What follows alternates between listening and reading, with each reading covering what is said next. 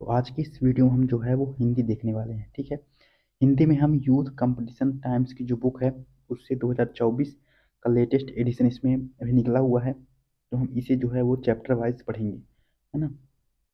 जितने भी एग्जाम में हिंदी पूछी जाती है उन सभी के लिए रामबाण बुक है ये। इसमें 22,417 ऑब्जेक्टिव क्वेश्चंस दिए हुए हैं। कुछ इस तरह के इसमें, जैसे कि पहले ध्वनि एवं हिंदी वर्णमाला का वर्णक्रम दिया हुआ है ना, 9 से 29 पेज तक दिया हुआ है। इस तरह विराम चिन्ह, वर्तनी, संज्ञा, सर्वनाम, विशेषण, क्रिया, अवयव, जितने भी चैप्टर हैं सभी को हम डिस्कस करेंगे। इसमें इस तरह कुछ, जैसे कि यूपीएसआई 2 दिसंबर 2021 बैच में जो question first second third shift तीनों को पूछे गए थे उत्तर प्रदेश पुलिस एसआई के, उसके 120 जो क्वेश्चन है हिंदी के वो सभी हैं ना। जितने भी मतलब क्वेश्चंस इसमें पूछे गए हैं, यूपीएसआई हो गया अपना, यूपीएसआई जो कैंसल पेपर हो गया उसका भी दिया हुआ है, कैंसल पेपर हो गया था, है ना। और भी जो है ये री एग्जाम जो हुआ था दोबारा उसका भी दिया हुआ है ना। इसमें सी टेट वगैरह के एग्जाम भी हुए थे जो उनकी उसके भी हैं, सी टेट वगैरह, है ना। इस तरह से इसमें ऐसे यूटीईटी जो पेपर हुआ था, उत्तराखंड शिक्षा पात्रता परीक्षा, 30 क्वेश्चन हिंदी के पूछे गए थे, है ना। छत्तीसगढ़ शिक्षा पात्रता, बिहार शिक्षा पात्रता, राजस्थान शिक्षा पात्रता जितने भी हैं, हरियाणा शिक्षा पात्रता, इलाहाबाद उच्च न्यायालय भर्ती परीक्षा, जितने भी इसमें एग्जाम हुए हैं सभी के 2017 से ये देख 2017 के, और जितने भी क्वेश्चंस बन सकते हैं उन सभी को इसमें जो है इंक्लूड किया गया है। ये यूपी पीसीएल है ना, UP Uttar Pradesh power corporation limited भर्ती, Uttar Pradesh power corporation limited भर्ती जो हुई थी उसके सभी, संयुक्त प्रवेश परीक्षा बीएड के, है ना, दिल्ली अधीनस्थ सेवा चयन बोर्ड, केंद्रीय विद्यालय संगठन, बिहार लोक सेवा आयोग, कर्मचारी चयन आयोग यानी कि एसएससी जीडी 2015 दो पेपर हुए थे। फिर 2019 के 40 पेपर, 2021 के 62 पेपर, है ना, 2023 के 76 पेपर, जितने भी पेपर हुए हैं एसएससी जीडी के उन सभी को लिया गया। जैसे कि 50 क्वेश्चन, 1000 क्वेश्चन, 1550, 1520, ना। हरियाणा कर्मचारी चयन आयोग 80 क्वेश्चन जो हरियाणा 2021-23 में हुए थे। तो इस तरह से मध्य प्रदेश व्यापम में जो क्वेश्चन पूछे गए थे वर्ग 2 से, इस तरह इसमें जो है वो सभी क्वेश्चंस लगभग दिए हुए हैं। देखो यहाँ पर लिया हुआ उपरोक्त 968 प्रश्नोत्तरी के सम्यक विश्लेषण के उपरांत यथासंभव समान प्रकृति एवं प्रवृत्ति से बचते हुए सामान्य हिंदी से संबंधित कुल 22,417 से अधिक प्रश्नों को अध्ययनवार प्रस्तुत किया गया है ना। जो इसमें लिखा हुआ है, दोहराए वाले प्रश्नों को परीक्षा वर्ग एवं परीक्षा नाम यथास्थान निर्दिष्ट कर दिया गया है ना, और उन्हें जो है इसमें नहीं जोड़ा गया है। टोटल मिलाकर के 22,417 क्वेश्चन इसमें बने थे, जिसमें से कि जो रिपीट हुए हैं उन क्वेश्चंस को नहीं लिया गया है ना। इसमें कहने का मतलब ये है, और बहुत से क्वेश्चन, फिर भी बहुत से क्वेश्चन हैं। कुछ इस तरह का इसमें दिया हुआ है, जैसे कि अपना ये यहाँ पर ध्वनि एवं हिंदी वर्णमाला व वर्णक्रम से इसमें 189 क्वेश्चन पूछे गए थे, विराम चिन्ह से 90 क्वेश्चन। इसमें विश्लेषण ये दिया हुआ है कि सबसे ज़्यादा किस टॉपिक से क्वेश्चन पूछे गए थे, है ना। आई होप आपको दिख रहा होगा। तो यहाँ पर सबसे ज़्यादा जो है क्वेश्चन पूछे गए थे अपने इससे वाक्य रचना से। ठीक है, वाक्य रचना से जो है सबसे ज़्यादा क्वेश्चन पूछे गए थे, सबसे ज़्यादा परसेंटेज इसी का दिया हुआ है 887, मतलब सभी एग्जामों को मिला करके। तो इस तरह का इसमें विश्लेषण जो है वो दिया हुआ है। इस तरह का भी इसमें पाई चार्ट बना हुआ है। ये 887 सबसे ज़्यादा क्वेश्चन किसमें, वाक्य रचना में, किसमें ये नहीं दिख रहा होगा, वाक्य रचना, है ना, इसके आए थे। फिर इसी तरह से इसमें जो है पाई चार्ट दिया हुआ है बढ़िया। फिर इसके बाद 625 जो है वो किसमें थे, तो हिंदी भाषा एवं साहित्य से जो है वो 625 क्वेश्चन थे। फिर लिंग वचन कारक से जो है वो 516 क्वेश्चन थे। तो इस तरह जो है इसमें दिया हुआ है। तो हम जो है आज अपना पहला चैप्टर ध्वनि एवं हिंदी वर्णमाला को डिस्कस करेंगे। तो चलिए वीडियो को शुरू करते हैं देरी न करते हुए। तो आज हम जो है वो ध्वनि एवं हिंदी वर्णमाला व वर्णक्रम देखेंगे। इसमें हम पहले देखेंगे वर्ण क्या है, वर्ण क्या है, वर्णमाला क्या है, वर्णमाला की परिभाषा और उसके भेद देखेंगे। तो चलिए देखते हैं पहला क्वेश्चन। भाषा की सबसे छोटी इकाई को क्या कहा जाता है, तो भाषा की सबसे छोटी इकाई को वर्ण कहते हैं। वर्णों के लिखित समूह को ही क्या कहा जाता है, वर्णों के लिखित समूह को ही वर्णमाला कहा जाता है। आगे देखते हैं, भाषा की सबसे छोटी इकाई को वर्ण कहते हैं। वर्ण के दो भेद हैं, स्वर हो गया, दूसरा व्यंजन हो गया। हिंदी वर्णमाला में कुल 52 वर्ण हैं, जिसमें से स्वरों की संख्या कितनी है, 11 है, और व्यंजनों की संख्या 41 है। अगला क्वेश्चन है, भाषा की सार्थक लघुत्तम इकाई किसे कहते हैं। भाषा की सार्थक लघुत्तम इकाई जो है वो शब्द को कहा जाता है। भाषा की सार्थक लघुत्तम इकाई किसे कहते हैं, तो शब्द को कहते हैं। भाषा की सार्थक लघुत्तम इकाई किसे कहते हैं, शब्द को कहते हैं। उच्चारण की दृष्टि से भाषा की लघुत्तम इकाई किसे कहा जाता है, तो ध्वनि को कहा जाता है। उच्चारण की दृष्टि से भाषा की लघुत्तम इकाई, उच्चारण की दृष्टि से, जब हम उच्चारण की दृष्टि से देखेंगे तो भाषा की लघुत्तम इकाई क्या होती है, ध्वनि होती है। और अगर जो सार्थक लघुत्तम इकाई पूछी, भाषा की सार्थक लघुत्तम इकाई, तो वो क्या है, शब्द है। ठीक है, आगे देखते हैं, भाषा की मूल इकाई क्या है। तो भाषा की मूल इकाई जो है वो क्या है, वर्णमाला है, सॉरी ध्वनि है। वर्णों के व्यवस्थित समूह को क्या कहते हैं, वर्णमाला का। यहाँ पर क्या होगा, ध्वनि। भाषा की मूल इकाई या फिर सबसे छोटी इकाई की बात करें, क्या है, ध्वनि है। सबसे छोटी इकाई या मूल इकाई क्या है, ध्वनि है। देखो हम सबसे छोटी से देखते हैं, सबसे छोटी क्या है, सबसे छोटी इकाई ध्वनि है, फिर अक्षर है, ठीक है, फिर अक्षर से छोटा पद है जिसे शब्द कहते हैं, ठीक है, पद है जिसे शब्द कहते हैं, फिर उससे पदबद्ध है, उससे पदबद्ध से छोटा क्या है, पद है, फिर उपवाक्य है, उपवाक्य, और फिर सबसे अंत में वाक्य है ना। भाषा की सबसे छोटी इकाई क्या है, या फिर मूल इकाई ध्वनि को कहा जाता है। भाषा की सार्थक इकाई वाक्य है। भाषा की सार्थक इकाई वाक्य, वाक्य से सबसे छोटी इकाई, मतलब देखो सबसे छोटा ध्वनि होता है, फिर ध्वनि से बड़ा अक्षर, फिर अक्षर से बड़ा पद या फिर शब्द, फिर शब्द से बड़ा पदबंध, पदबंध से बड़ा फिर क्या, उपवाक्य, उपवाक्य से बड़ा वाक्य, है ना। भाषा की सबसे सार्थक इकाई क्या है, तो वाक्य है। वाक्य से छोटी इकाई क्या है, तो उपवाक्य है। उपवाक्य से छोटी इकाई पदबंध है। पदबंध से सबसे छोटी इकाई क्या है, पद जिसे शब्द कहते हैं, पद या फिर शब्द है। पद से या फिर शब्द से सबसे छोटी इकाई अक्षर है। अक्षर से सबसे छोटी इकाई ध्वनि है। तो हमें छोटा से बड़ा की तरफ याद करना है, छोटे से बड़े की तरफ। तो पहले ध्वनि याद करेंगे, अक्षर, पद या फिर शब्द, फिर पदबंध, उपवाक्य, वाक्य, ठीक है। के कितने भेद हैं, तो वर्णों के दो भेद हैं, स्वर और व्यंजन, ठीक है। हिंदी भाषा की कुल वर्ण लिपियाँ कितनी हैं, तो कितनी हैं, 52 है, जिसमें 11 स्वर और 41 व्यंजन है ना। यहाँ पर जैसे कि दिया हुआ है, हिंदी भाषा की कुल वर्ण लिपियों की संख्या कितनी है, 52 है ना। इसमें स्वरों की संख्या, स्वर कितने हैं, 11 है, जैसे कि छोटा, बड़ा, छोटी, बड़ी, छोटा ऊ, बड़ा ऊ, री सी, ए ओ औ। ये क्या हो गए, 11 हो गए। 11 हमारे क्या हैं, तो 11 हमारे स्वर हैं। व्यंजन की बात करें तो जैसे का, खा, गा, घा, अंगा 5 हैं, चा, छा, जा, झा, इया, टा, ठा, डा, ढा, णा, ता, था, दा, धा, ना, पा, फा, बा, भा, म, या, रा, ला, वा, सा, शा, साहा, छात्रा, ज्ञा, स्रा। अंग अहा ये जो है अयोगवाह है ना, ये अयोगवाह, अंग अहा अयोगवाह। इसमें अंग अनुस्वार है और आहा क्या है, विसर्ग है। अंग अनुस्वार, आहा विसर्ग है। और द्विगुण व्यंजन ड ढ है, ठीक है। इस प्रकार टोटल जो है वर्णों की संख्या कितनी हो जाती है, तो 52 हो जाती है। ये अंतस्थ व्यंजन की हम देखें संख्या कितनी है यहाँ पर, तो अंतस्थ व्यंजन की संख्या ही यहाँ पर 25 है, ठीक है। यहाँ पर सॉरी, स्पर्शी व्यंजन, स्पर्श व्यंजन की संख्या कितनी है, यहाँ पर स्पर्श, स्पर्श व्यंजन, स्पर्श व्यंजन की संख्या 25 है। अंतस्थ व्यंजन जिन्हें अर्ध व्यंजन भी कहा जाता है, या, रा, लावा, कितने हैं, 4 हैं।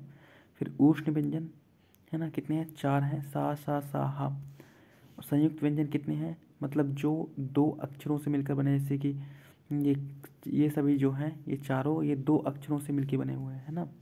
अंग अहा यानी कि 2 अयोगवा हो गए और 2 द्विगुण हो गए। इस तरह मिलाकर टोटल 52 वर्ण होते हैं। आगे है लिपि चिन्ह, लिपि चिन्हों के क्रमबद्ध समूह को क्या कहते हैं, लिपि चिन्हों के क्रमबद्ध समूह को वर्णमाला कहते हैं। लिपि और चिन्हों के क्रमबद्ध समूह को क्या कहते हैं, वर्णमाला कहते हैं। हिंदी भाषा की सबसे छोटी इकाई क्या है? ध्वनि है। हिंदी भाषा की सबसे छोटी इकाई ध्वनि है। ध्वनि के लिखित रूप को ही वर्ण कहते हैं। हिंदी भाषा की सबसे छोटी इकाई ध्वनि है। अभी हमने यहाँ पर देखा था ना कि सबसे छोटी या मूल इकाई क्या है? यहाँ पर हमारी ध्वनि है। ठीक है, हिंदी भाषा की सबसे छोटी इकाई ध्वनि होती है। ध्वनि के लिखित रूप को ही वर्ण कहते हैं। ध्वनि के लिखित रूप को ही वर्ण कहते हैं और वर्णों के क्रमबद्ध समूह को वर्णमाला कहा जाता है ना। हमारा पहला क्वेश्चन था वर्ण से संबंधित। पहला क्वेश्चन क्या था कि भाषा की सबसे छोटी इकाई को क्या कहा जाता है? तो भाषा की सबसे छोटी इकाई को हम वर्ण कहते हैं। ठीक है, भाषा की सबसे छोटी इकाई को हम वर्ण कहते हैं और वर्ण के ही व्यवस्थित समूह को, मतलब वर्ण यानी कि वर्णों के व्यवस्थित समूह को वर्णमाला कहा जाता है। ध्वनि के लिखित रूप को वर्ण कहते हैं। ध्वनि के लिखित रूप को वर्ण कहते हैं। ठीक है, और भाषा की सबसे छोटी इकाई क्या है? भाषा की सबसे छोटी इकाई वर्ण है। ध्वनि के लिखित रूप को वर्ण कहते हैं। ध्वनि के लिखित रूप को वर्ण कहते हैं। ठीक है, अगला क्वेश्चन है स्वर। ये तो कन्फ्यूज यहाँ पर नहीं होंगे ना, भाषा की सबसे छोटी इकाई क्या है या फिर मूल इकाई? ध्वनि है। भाषा की सबसे छोटी मूल इकाई ध्वनि है। भाषा की सबसे सार्थक इकाई या फिर बड़ी इकाई क्या है? वाक्य है। वाक्य से छोटा उपवाक्य, पहले वाक्य, उपवाक्य, फिर उससे के बाद पदबंध, पद जिस शब्द भी कहा जाता है, फिर अक्षर, फिर ध्वनि। क्या क्या हो गया? वाक्य, उपवाक्य, वाक्य, उपवाक्य, वाक्य हो गया, उपवाक्य हो गया, पदबंध हो गया, पद हो गया, अक्षर, ध्वनि। ये फिर नीचे से देखिए ध्वनि, अक्षर, पद, पदबंध, उपवाक्य, वाक्य। नीचे से अच्छा है, देखो ध्वनि, अक्षर, पद, पदबंध, ध्वनि, अक्षर, पद, पदबंध, उपवाक्य, वाक्य, है ना। यहाँ पर ध्यान देना, उपवाक्य, वाक्य। आगे देखते हैं, अब हम देखेंगे स्वर वर्ण। स्वर वर्ण के बारे में देखेंगे, इनकी परिभाषा, भेद एवं इनकी संख्या को देखेंगे कितनी है। कौन स्वर नहीं है? तो इसमें स्वर कौन सा नहीं है? स्वर की संख्या कितनी होती है? 11 होती है। ठीक है, अंग आह जो है, तो अंग अनुस्वार है और आह क्या है? विसर्ग है।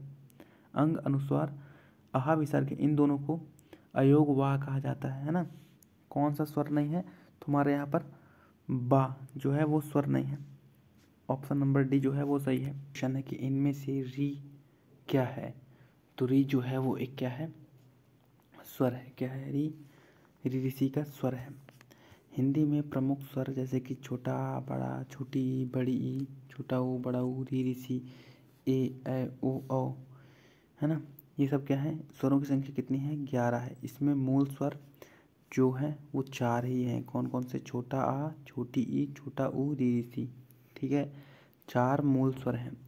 संयुक्त स्वर की बात करें तो संयुक्त स्वर कितने हैं? 4 हैं। जैसे कि छोटा आ और छोटी ई से मिलकर के क्या बनता है? तो ए बनता है। ठीक है, इसी तरह छोटा आ, छोटा ऊ से मिलकर के क्या बनता है? ओ बनता है ना। तो ये क्या है? संयुक्त स्वर है। और ह्रस्व स्वर क्या है? तो ह्रस्व स्वर या फिर मूल स्वर इन्हें कहते हैं छोटा आ, छोटी ई, छोटा ऊ, री ऋषि, जो कि स्वतंत्र रूप से होते हैं, है ना। इन्हें ही मूल स्वर या फिर ह्रस्व स्वर कहते हैं। दीर्घ स्वर जैसे कि 2 आ के मिलने से बड़ा आ बनता है, 2 छोटी ई के मिलने से बड़ी ई बनता है, 2 छोटा ऊ के मिलने से बड़ा ऊ बनता है ना। और ए ओ औ ये दीर्घ स्वर में आते हैं। अगला क्वेश्चन है निम्नलिखित में से किस शब्द में री ऋषि की मात्रा का उपयोग किया गया है? तो ये देख सकते हैं वृष्टि, यहाँ पर जो है इसमें री ऋषि की मात्रा का प्रयोग किया गया है। ये वाला, ये जो नीचे इस तरह का है यहाँ पर, ये तो ये क्या है? री ऋषि की मात्रा का यहाँ पर प्रयोग किया गया है। जैसे कि ये कृतज्ञ हो गया, कृष्ण हो गया, सृजन हो गया, इनमें री ऋषि की मात्रा का प्रयोग किया गया है। आगे अगला क्वेश्चन है जिनका उच्चारण स्वतंत्र रूप से होता है और जो व्यंजन के उच्चारण में सहायक होते हैं उन्हें क्या कहा जाता है? उन्हें स्वर कहा जाता है। स्वर जो है वो स्वतंत्र रूप से होते हैं और व्यंजन जो है वो स्वर की सहायता से उच्चारित किए जाते हैं। जैसे कि कोई भी व्यंजन का शब्द ले लें, जैसे कि का हो गया, तो का में अंत में क्या आ रहा है? आ। सभी व्यंजनों के अंत में क्या आता है? छोटा आ आता है। जैसे कि का, खा, गा, घा, सभी के अंत में क्या आ रहा है? छोटा आ रहा है उच्चारण में।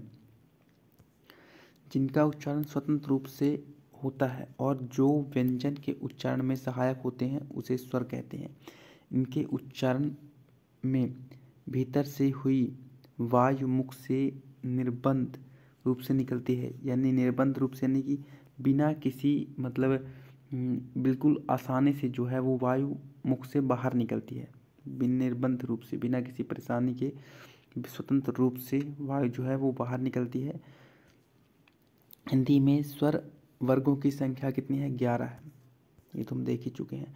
ये क्वेश्चन पूछा हुआ है, क्वेश्चन नंबर 11, स्वरों की संख्या कितनी है? तो कितनी है? 11 है ना।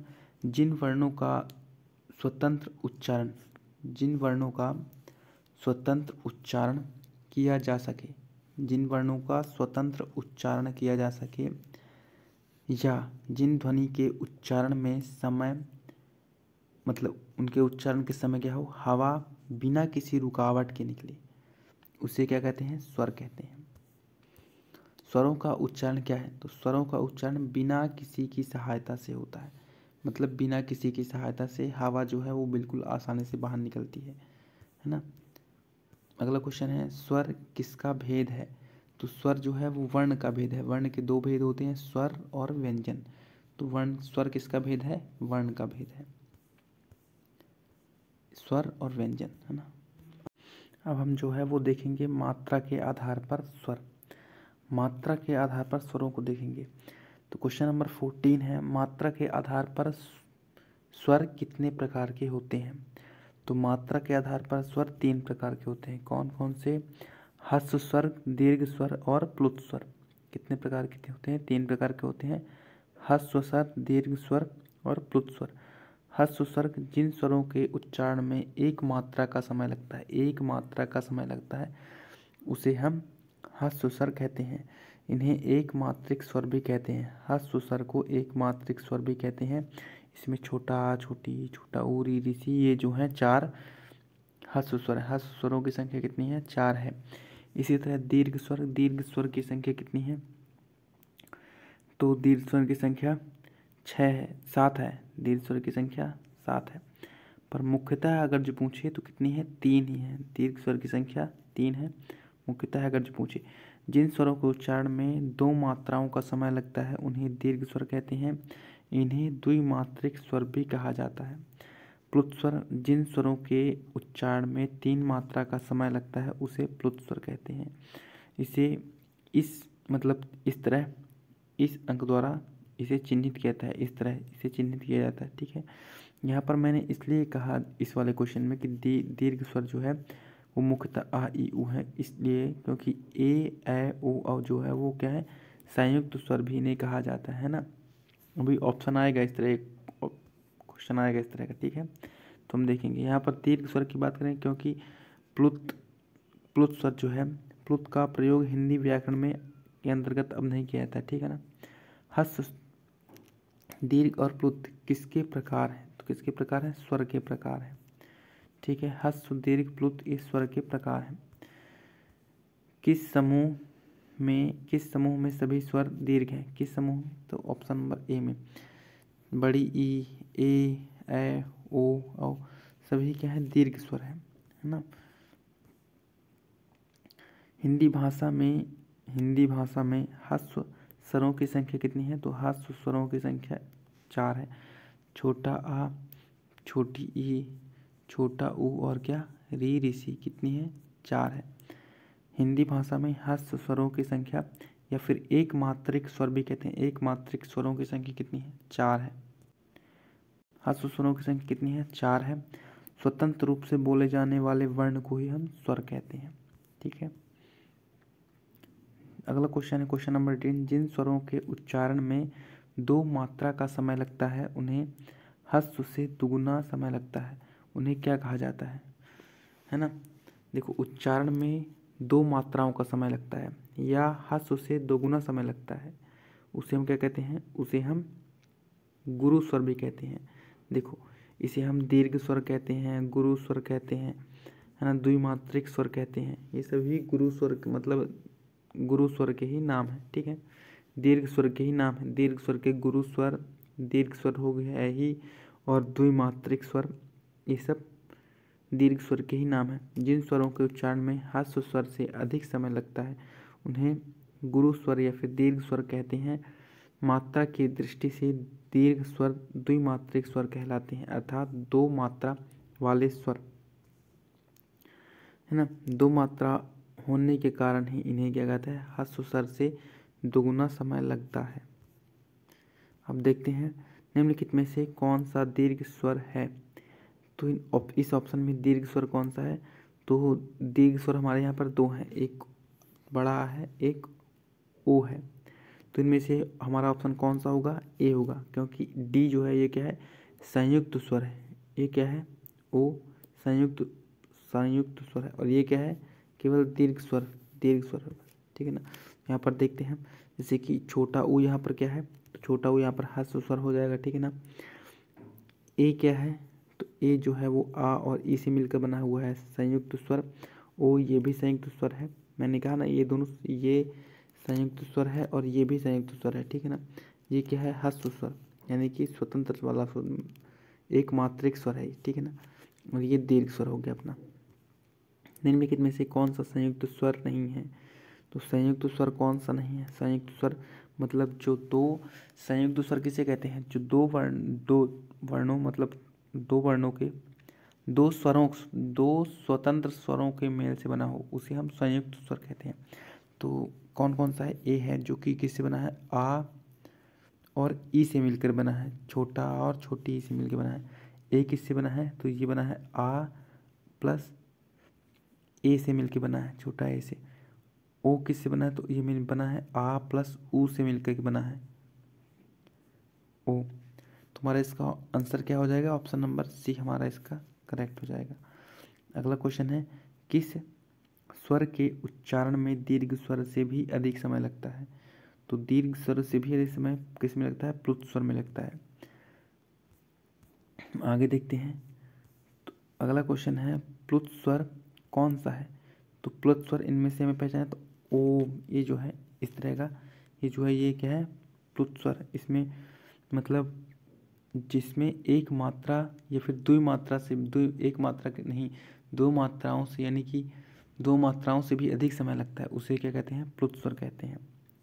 आगे देखते हैं, तो अब हम जो है वो पढ़ेंगे संधि संयोग के आधार पर स्वर। क्वेश्चन नंबर 23 है, निम्नलिखित में से किस स्वर को संयुक्त स्वर माना जाता है। तो संयुक्त स्वर कौन होता है, संयुक्त स्वर जो दो स्वतंत्र स्वरों से मिलकर के बना होता है ना। ये भी बनता है, पर ये संयुक्त स्वर नहीं है, ये समान स्वर से मिलकर बना होता है। ऊ जो है यहाँ पर, ए जो है हमारा, इसका आंसर क्या होगा, ए जो है संयुक्त स्वर है।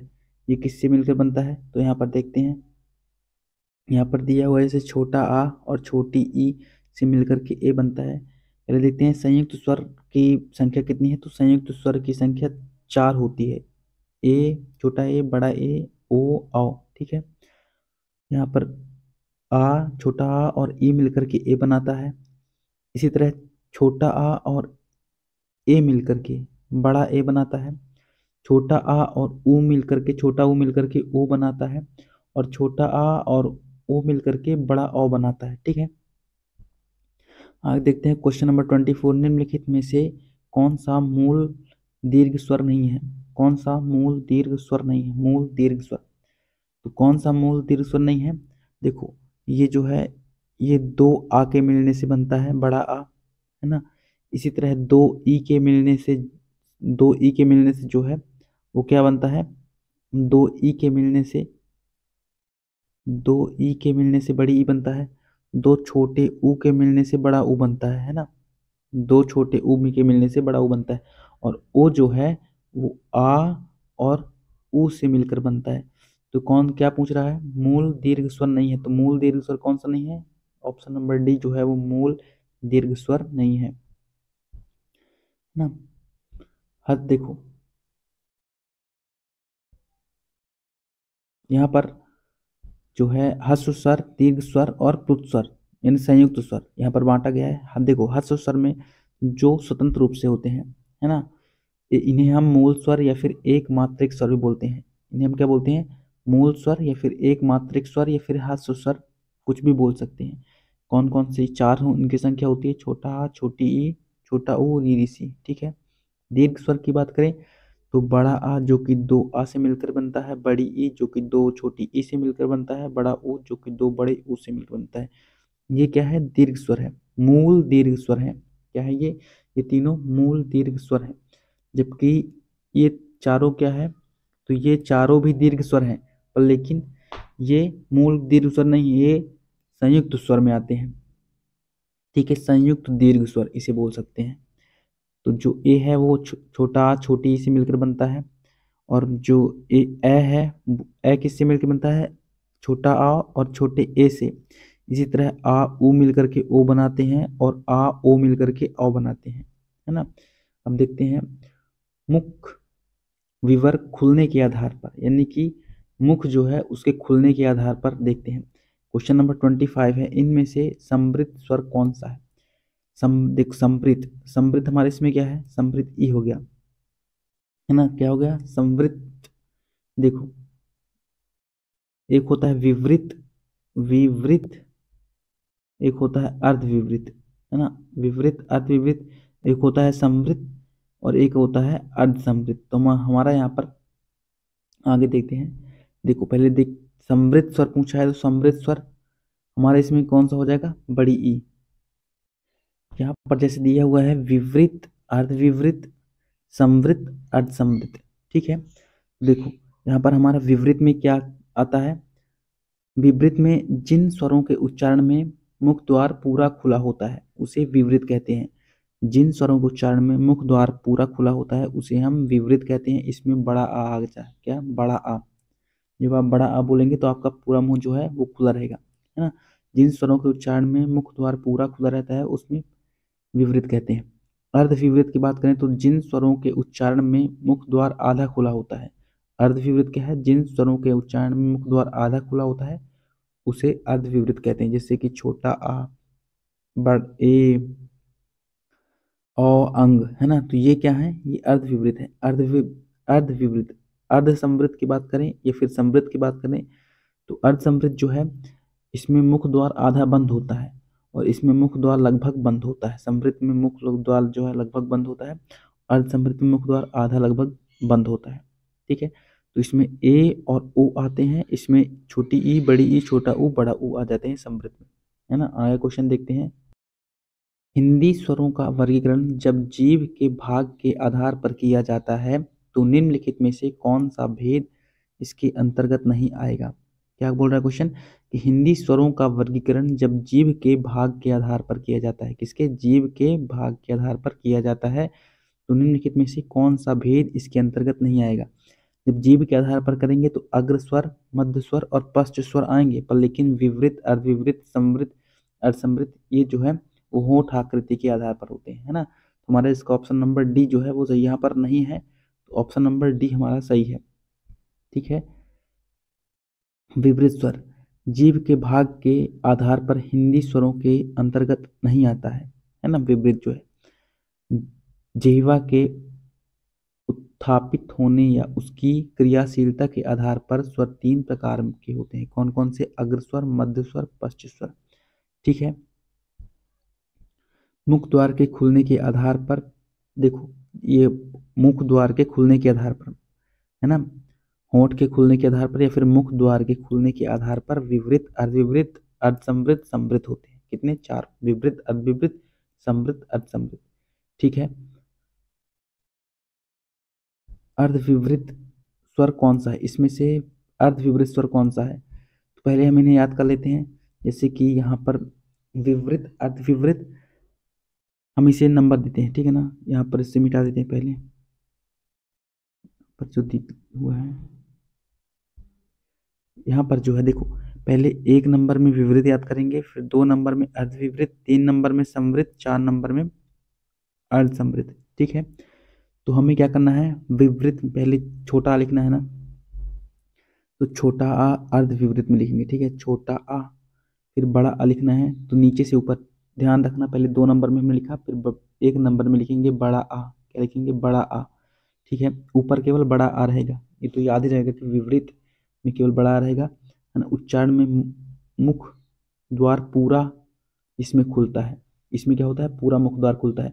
अपने को स्वर याद केवल संख्या याद करनी तो कितनी है, इसमें एक है कौन सा, बड़ा आ, ठीक है।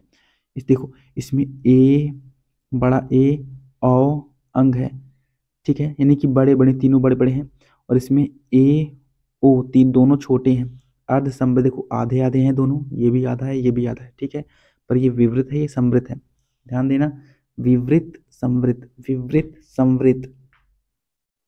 तो समृद्ध वाला जो है वो छोटा लेगा, अर्ध समृद्ध यानी कि अर्ध समृद्ध में क्या लेगा, छोटा लेगा, छोटा ए छोटा ओ, जबकि अर्ध विवृत में बड़ा ए बड़ा ओ लेगा, ठीक है, ध्यान रखना, बड़ा ए बड़ा ओ, और इसमें छोटी ई बड़ी ई छोटा ऊ बड़ा ऊ, समृद्ध में चारों आ गए, कौन, छोटी ई बड़ी ई छोटा ऊ बड़ा ऊ।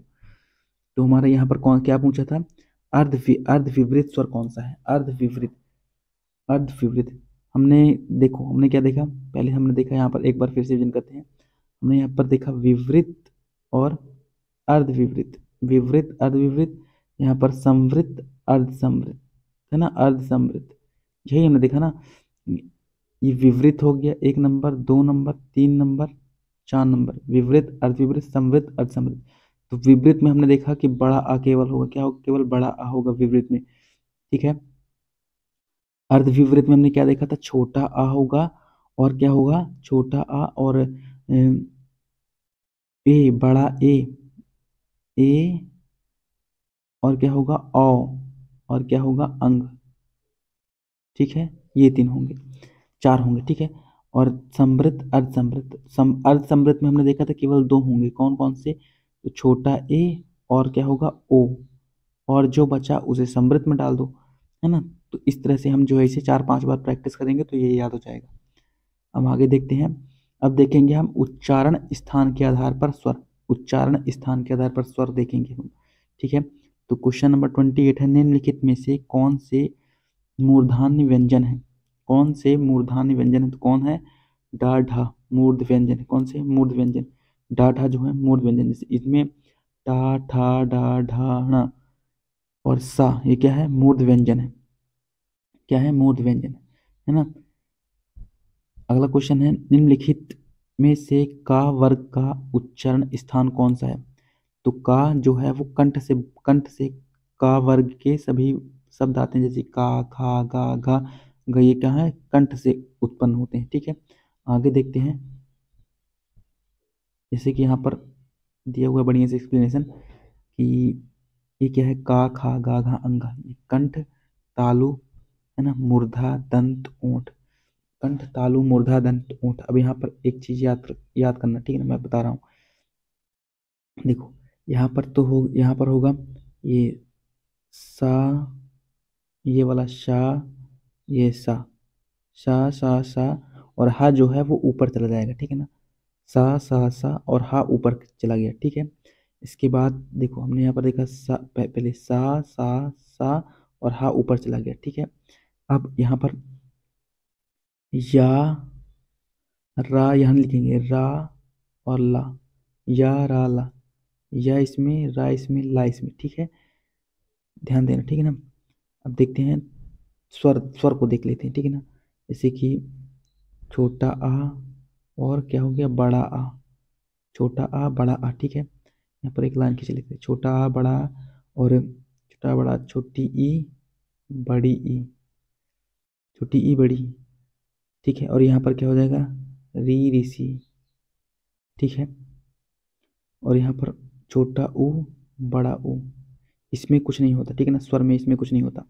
देखो अब यहाँ पर देखो, कंठ में क्या होता है, कंठ में का खा गा घा अंगा, ये तो है ही, हा भी होगा, छोटा आ बड़ा आ, ठीक है ना, ये कंठ से उत्पन्न होते हैं। तालु से चा छा जा झा इया सा, और क्या हो गया, ये क्या है, या, छोटी ई बड़ी ई, ठीक है। मूर्धा से कंठ तालु मूर्धा दंत ओंठ, ठीक है ना, कंठ तालु मूर्धा दंत ओंठ, इस पहले इस तरह याद कर लेना। फिर का वर्ग चा वर्ग टा वर्ग ता वर्ग पा वर्ग, ठीक है।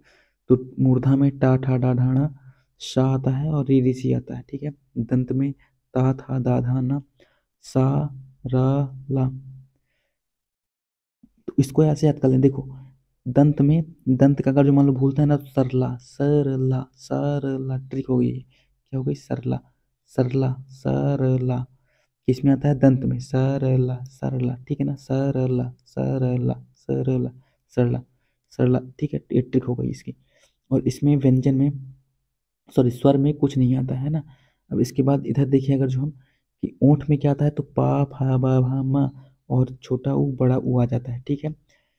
अब इधर जो अंतस्थ व्यंजन हमारे या रा ला वा, ठीक है, उष्ण व्यंजन सा हा। तो ये आई होप आपको ये जो है ये वाला ये क्लियर हुआ होगा यहाँ पर, है ना। बहुत क्वेश्चन मिलेंगे, करते करते प्रैक्टिस बनने लगेगा, है ना। आगे आगे देखते हैं क्वेश्चन नंबर 30। यार अलावा किस वर्ग के व्यंजन है?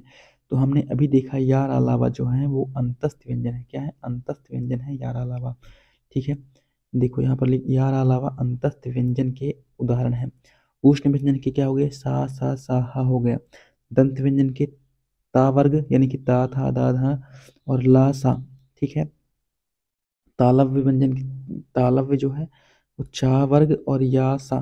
देखो मैंने यहाँ पर कहा था चा और या सा, देखो या सा और चा वर्ग तालु से, है ना। मैंने बताया यहाँ पर, इस तरह देखते देखते याद हो जाएगा, बहुत अभी क्वेश्चन मिलेंगे। तो क्वेश्चन नंबर 31 है, किस समूह के वर्णों का उच्चारण स्थान मूर्धा है ना।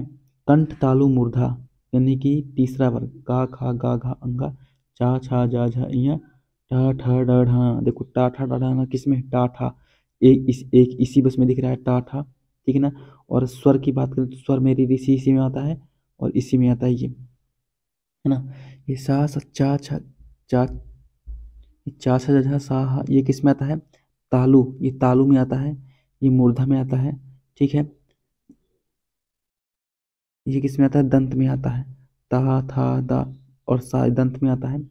छोटा हा का खा ये कंठ में आता है, ठीक है। हमारा इसका ऑप्शन नंबर बी जो है वो करेक्ट होगा आंसर, ठीक है। देखो यहाँ पर फिर से आ गया, यहाँ पर हमारा मूर्धा से क्या?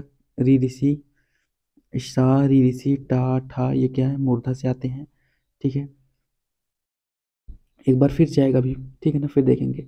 विसर्ग का उच्चारण स्थान है, क्वेश्चन नंबर 32 है, विसर्ग उच्चारण स्थान क्या है? तो अनुनासिक क्या है? अरे यार, देखो यहाँ पर हम विसर्ग का उच्चारण स्थान पूछ रहे हैं, ठीक है। उच्चारण स्थान कंठ, यहाँ पर मैंने बताया था विसर्ग, सॉरी यहाँ पर विसर्ग नहीं बताया है, तो यहाँ पर जो है यहाँ पर लिख लें आहा, अंग आहा जो है वो भी कंठ से ही बोला जाता है, ठीक है ना। ये विसर्ग, विसर्ग कहाँ से बोला जाता है, कहाँ से उत्पन्न होता है? कंठ से, ठीक है। यहाँ देखो फिर से आ गया ना, देखो छोटा आ बड़ा आ, छोटा आ हो गया, बड़ा आ हो गया, का वर्ग पूरा हो गया, हा हो गया, और विसर्ग, विसर्ग ये किस में आते हैं? कंठ में आते हैं। ध्यान देना, छोटा आ बड़ा आ, स्वर में छोटा आ बड़ा आ, और का वर्ग हा हलवाई का, और विसर्ग ये कंठ में आते हैं, ठीक है। पा वर्ग और छोटा ऊ बड़ा ऊ ये किस में आते हैं? ऊंट में आते हैं, ठीक है। और यहाँ पर तालु में क्या आते हैं? तो छोटी ई बड़ी ई, चा वर्ग पूरा आता है, और यहाँ पर था नहीं है, ये या है, यहाँ पर क्या है? या था नहीं है, या या और सा, या और सा, ठीक है। स्पर्शी व्यंजन के पंचम वर्ण अंग ये क्या है? अनुनासिक है। स्पर्शी व्यंजन के पंचम वर्ण, स्पर्शी व्यंजन के पंचम वर्ग समझ में आ गया? पंचम वर्ग क्या है मैं बताता हूँ। और अंग, अंग आहा, देखो अंग आहा, अंग किस में आता है? तो अंग अनुनासिक में आता है, और आहा किस में आता है? किस में आता है? स्पर्शी व्यंजन के पंचम वर्ण पता है कौन से हैं? तो मैं बताता हूँ, रुको, यहाँ पर लिखा हुआ है, बताता हूँ। ये जो है इधर साइड के ये वाले, ये क्या है? स्पर्शी व्यंजन के पंचमाक्षर हैं, ठीक है, इन्हीं की बात की गई है यहाँ पर। स्पर्शी व्यंजन के पंचम वर्ण और अंग ये क्या होते हैं? अनुनासिक इन्हें कहा जाता है, ठीक है। अगर 33 क्वेश्चन निम्नलिखित में से कौन सा वर्ण तालव्य नहीं है? कंठ तालु, अब देखो तालु से कौन सा अक्षर नहीं बोला जाता, यानी कि चा वर्ग से, है ना। चा छा जा झा, चा छा ये भी आता है, ये भी आता है, लेकिन का नहीं आता। तुम्हारा इसका आंसर क्या हो जाएगा? 33 का ऑप्शन नंबर सी हो जाएगा। आगे चलते हैं, देखो यहाँ पर क्या है, तालु से पूछा हुआ था ना, तो तालु से क्या होता है? तालु से क्या आएगा? छोटी ई बड़ी ईश्वर में आएगा, चा वर्ग, चा छा जा झा या, और या और सा, ठीक है, यस। अब देखते हैं कंठोष्ठ दीर्घ स्वर वर्ण का उदाहरण कौन सा है? कंठ और ओंठ दोनों से, कंठ से भी और ओंठ से। देखो हमने क्या किया था, कंठ, तालु, मूर्धा, सॉरी यहाँ पर नहीं आ रहा, कहीं स्थान देख के बढ़िया से तो उसको मिटा दें, जैसे कि यहाँ पर कहते हैं, ठीक है। कहा हमने यहाँ पर देखा कंठ, तालु, मूर्धा, दंत और क्या देखा, होंठ, ठीक है। कंठ, तालु, मूर्धा, दंत, होंठ, अरे यहाँ पर लिखा हुआ है, ठीक है। देखो कंठ ध्वनि हमने देखा, कंठ ध्वनि में क्या आ गया, यहाँ पर रिवीजन करते हैं फिर से, छोटा आ आगे इधर मिटा देते हैं, ठीक है ना। छोटा आ गया, बड़ा आ गया, और क्या आ गया, का वर्ग आ गया, और क्या आ गया, आहा आ गया, क्या आ गया, आहा आ गया। ये जो है कंठ। तालु में क्या आएगा, तो चा वर्ग पूरा आएगा। स्वर में क्या आएगा, छोटी ई बड़ी ई आएगा, ठीक है। और या और सा आएगा, या सा, ठीक है। इसके बाद ठीक है, यहाँ पर हम देखा, ठीक है। अब मूर्धा, मूर्धा में पूरा टा वर्ग, टा ठा डा ढा, है ना, और सा। इसके बाद दंत, दंत में ता वर्ग पूरा आएगा, सरला, इस तरह है ना, ट्रिक थी, सरला। ओंठ में क्या आएगा, पा वर्ग पूरा, ओंठ में पा वर्ग आएगा, ठीक है। ओंठ में ओंठ, पा और छोटी, छोटा ऊ बड़ा ऊ, ये भी इसमें आते हैं, इसी में आते हैं, ओंठ में, ठीक है। इसके बाद आगे देखते हैं कंठ तालव। कंठ और तालु, देखो पहले कंठ आता है फिर तालु आता है, ठीक है। तो कंठ और तालु मिलकर के का खा गा घा अंगा हम देखा था, देखो सॉरी, छोटा छोटा बड़ा इसमें आ गया था, इसे छोटा बड़ा इसमें आ गया था, छोटा बड़ा छोटी बड़ी इसमें आ गया था, ठीक है। फिर री ऋषि इसमें आ गया था, इस वाले में मूर्धा में री ऋषि आ गया था, ठीक है। तो यहाँ पर लिखा नहीं हुआ है, क्या आ गया था, री ऋषि आ गया था, ठीक है। फिर दंत में क्या आ गया था, दंत में कोई स्वर नहीं था।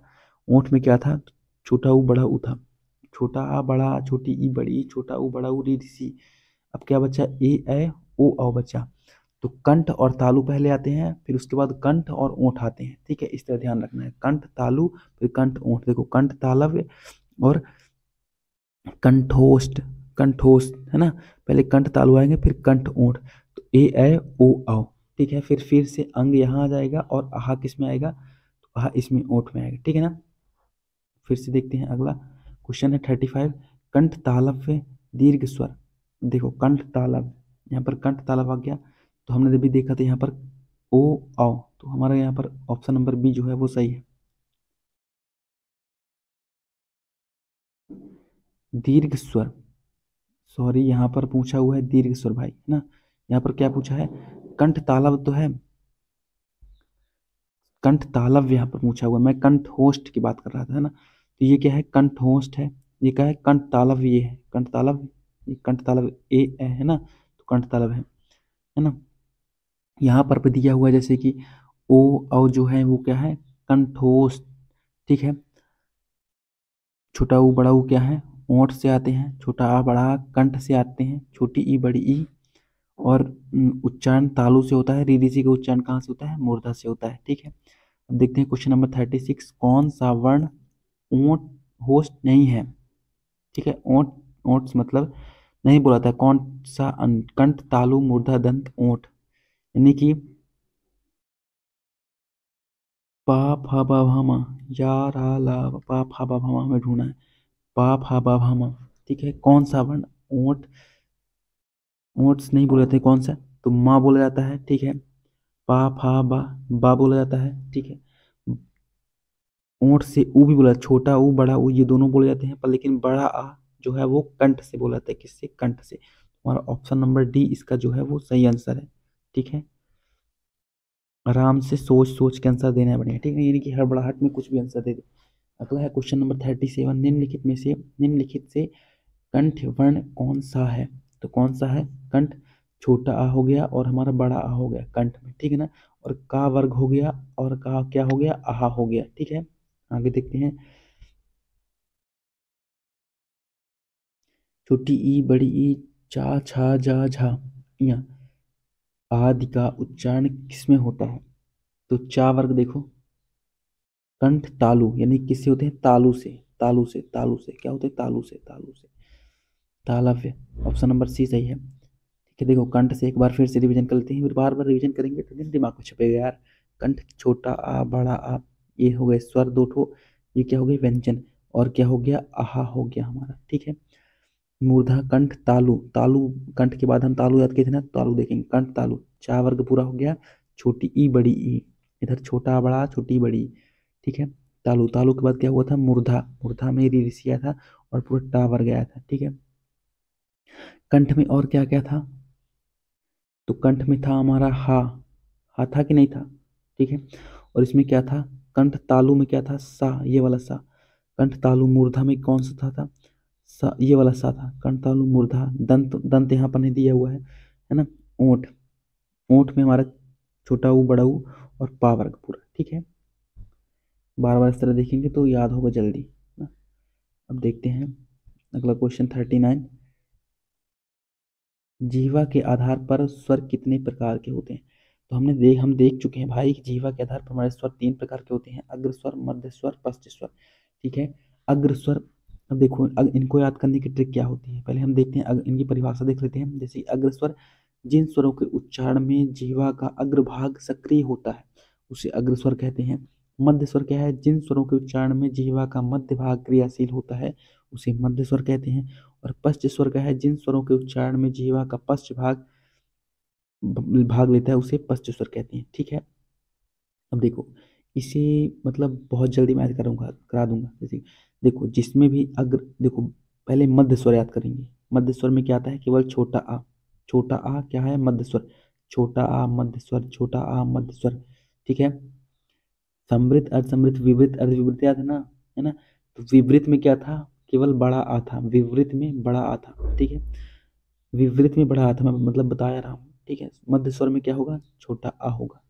मध्य स्वर में छोटा आ होगा, क्या होगा, छोटा आ होगा। ठीक है, अब देखो जितने भर मतलब जिनकी पाई इस तरह, मतलब देखो इन सब में क्या है, इधर मतलब पूंछ निकली हुई है। देखो इसमें भी छोटी ई बड़ी ई ए सब में पूंछ निकली है। जिसमें भी पूंछ निकली है उसे हम आगे भाग से बोलते हैं अग्र स्वर। पूंछ निकली है आगे, और जितने भी तीन की तरह आकृति के हैं सब पश्च स्वर। केवल केवल हमें क्या याद करना है, अग्र स्वर, मध्य स्वर, पश्च स्वर। तो अग्र स्वर में क्या है, अग्र स्वर जो है छोटी ई बड़ी ई ए और मध्य स्वर छोटा आ और पश्च स्वर बड़ा आ उ।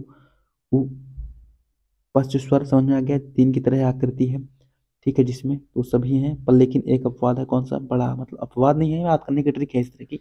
मध्य स्वर में छोटा आ गया, अग्र स्वर में छोटी ई बड़ी ई ए है। ठीक है, अब आगे देखते हैं अगला क्वेश्चन। निम्नलिखित में ओठ वर्ण कौन सा है।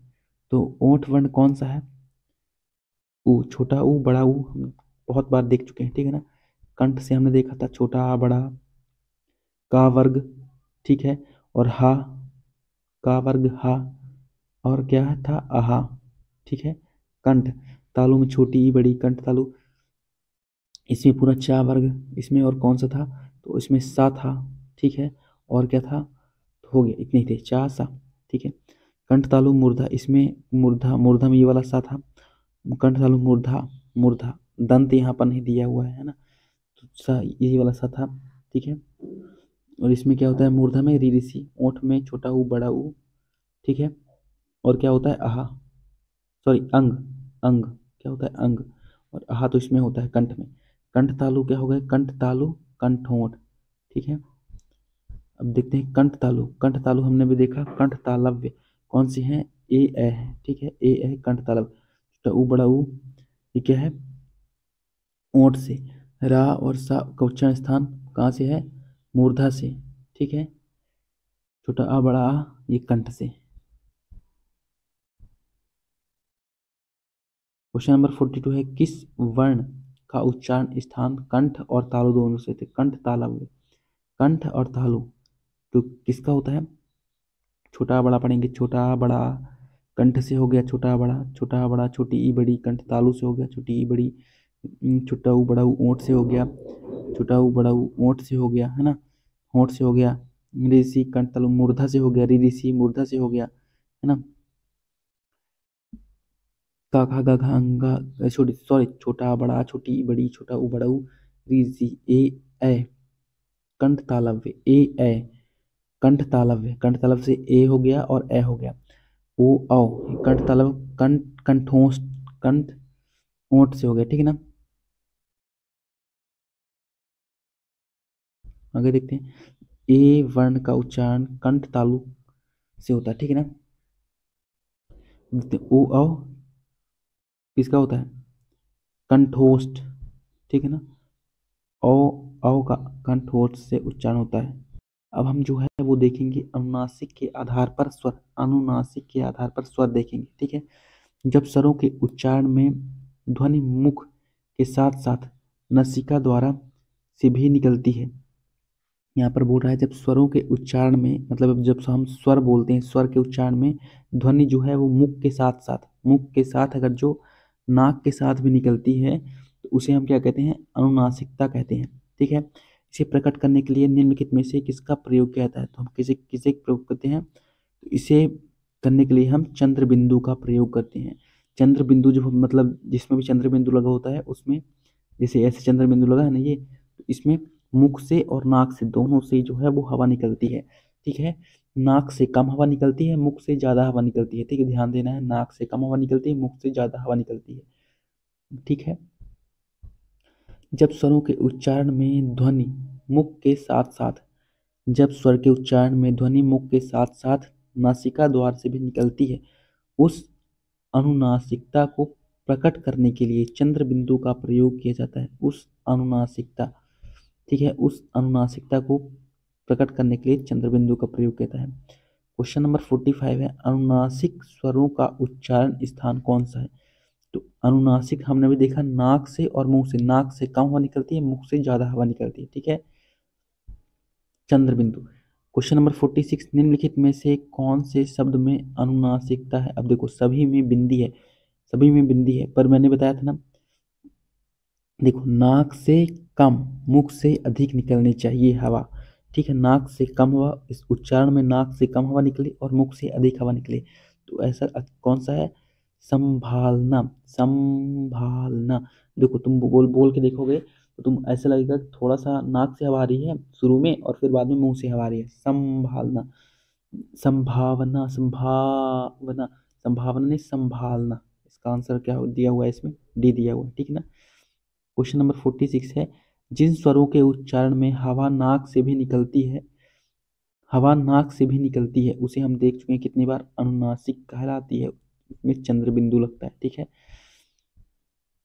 अब देखो निर्नुनासिक क्या है, निर्नुनासिक स्वरों के उच्चारण में हवा केवल मुंह से निकलती है। निर्नुनासिक स्वरों के उच्चारण में हवा केवल मुंह से निकलती है, जैसे कि छोटा आ, बड़ा आ, छोटी ई, है ना, इनमें केवल हवा जो है मुख से निकलती है, उन्हें हम निर्नुनासिक कहते हैं, ठीक है। निर्नुनासिक, जिसकी ध्वनि केवल मुख से निकलती है उसे हम क्या कहते हैं, तो निर्नुनासिक कहते हैं, क्या कहते हैं, निर्नुनासिक, ठीक है। हमने अनुनासिक देखा, हमने निर्नुनासिक देखा, ठीक है। देखो समृद्ध, फिर से यहाँ पर आ गया समृद्ध, समृद्ध, समृद्ध, छोटी ई बड़ी ई छोटा ऊ बड़ा ऊ, समृद्ध। देखो ओंठ के वृत्ताकार के आधार पर, ठीक है, यहाँ पर दिया हुआ है, तो वृत्ताकार के आधार पर ऐसे स्वर होते हैं जिनके उच्चारण में होठों का आकार गोल हो जाता है, जैसे छोटा ऊ बड़ा ऊ, ओ औ अंग, है ना। और समृद्ध स्वर के उच्चारण में मुख द्वारा लगभग बंद रहता है, छोटी ई बड़ी ई छोटा ऊ बड़ा ऊ, री री सी, छोटी ई बड़ी ई छोटा ऊ बड़ा ऊ, ठीक है ना। आगे देखते हैं अगला क्वेश्चन, अगला क्वेश्चन है, अब देखते हैं, हम देखेंगे होठों की आवृत्ति के आधार पर स्वर, होठों की आवृत्ति के आधार पर स्वर जो है उनको देखेंगे। क्वेश्चन नंबर 49 है, होठों की आकृति के आधार पर निम्नलिखित में से कौन आवृतमुखी है। तो होठों की आकृति के आधार पर निम्नलिखित में से कौन सा आवृतमुखी, तो आवृतमुखी हमारा कौन सा है, छोटी ई है। देखो यहाँ पर देखते हैं, होठों की आकृति के आधार पर स्वरों को दो भागों में बांटा गया है, कौन सा, एक आवृतमुखी एक वृत्तमुखी। आवृतमुखी जिन स्वरों के उच्चारण में ओंठ वृत्तमुखी या गोलाकार नहीं होता। देखो आवृतमुखी, आवृत आ मतलब आवृतमुखी जिसमें गोल नहीं होता, होंठ जो है वो गोल नहीं होता, उन्हें हम आवृतमुखी स्वर कहते हैं, जैसे कि छोटा आ बड़ा आ छोटी ई बड़ी ए है, ठीक है। और वृत्तमुखी वो हो गए जिन स्वरों के उच्चारण में ओंठ गोलाकार हो जाता है, यानी कि वृत्तमुखी स्वर इसे कहा जाता है, जैसे कि छोटा ऊ, बड़ा ऊ, ओ, औ, अंग, है ना। अतः दिए गए विकल्प में ई आवृतमुखी स्वर है। ठीक है, यहाँ पर देख लेते हैं, छोटा आ, बड़ा आ, छोटी ई, बड़ी ई, ए, ये आवृतमुखी है। और वृत्तमुखी कौन सा है? छोटा ऊ, बड़ा ऊ, ओ, औ, अंग। ठीक है, अब देखते हैं स्वर से संबंधित अन्य प्रश्न। ठीक है, यहाँ पर देखते हैं, हमारा ये लास्ट 50वां क्वेश्चन है। भाषा विज्ञान की दृष्टि से बड़ा ऊ किस प्रकार का स्वर है? तो बड़ा आ जो है वो पश्च समृद्ध है। क्या है? पश्च समृद्ध, अग्र समृद्ध, मध्य समृद्ध, पश्च समृद्ध। ठीक है ना। छोटा ऊ क्या है? बड़ा ऊ क्या है? पश्च समृद्ध। ठीक है, भाषा विज्ञान की दृष्टि से छोटा ऊ, बड़ा ऊ क्या है? पश्च समृद्ध स्वर है। जिन स्वरों के उच्चारण में जीभ का पश्च भाग कार्य करता है उन्हें पश्च स्वर कहते हैं। देखो, हमने अग्र स्वर, मध्य स्वर, पश्च स्वर बताया था कि नहीं बताया था? अग्र स्वर, मध्य स्वर, पश्च स्वर बताया था। तो यहाँ पर अर्ध पश्च समृद्ध पूछ रहा है, यानी कि पश्च भी हो और समृद्ध भी हो। ठीक है ना, पश्च समृद्ध। तो पश्च समृद्ध में हमारा छोटा ऊ, बड़ा ऊ आ जाता है। क्या आता है? बड़ा ऊ और छोटा ऊ आ जाता है पश्च समृद्ध में। ठीक है ना। देखो यहाँ पर दिया हुआ है, उन्हें जैसे कि जीभ का पश्च भाग कार्य करता है उन्हें पश्च स्वर कहते हैं, जैसे छोटा आ, छोटा ऊ, बड़ा ऊ, ओ, औ, अंग। और समृद्ध उन स्वरों को कहते हैं जिन स्वरों के उच्चारण में मुख द्वारा लगभग बंद रहता है। छोटी ई, बड़ी ई, छोटा ऊ, बड़ा ऊ, है ना। ये क्या हो गए? समृद्ध हो गए। तो यहाँ पर जो है हमारा 50 क्वेश्चन कंप्लीट होते हैं। आई होप आपको वीडियो अच्छा लगा हो। लगा तो इसे अच्छे बढ़िया लाइक करें और अपने दोस्तों को शेयर करें। इसका नेक्स्ट वीडियो जो है वो जल्दी ही आएगा, है ना। हम जो है चैप्टर वाइज इसका एमसीक्यू कर रहे हैं। अब अगला जो है वो हम देखेंगे संज्ञा, है ना। संज्ञा और अपना ये क्या कहते हैं, विराम चिन्ह, इन दोनों को डिस्कस करेंगे।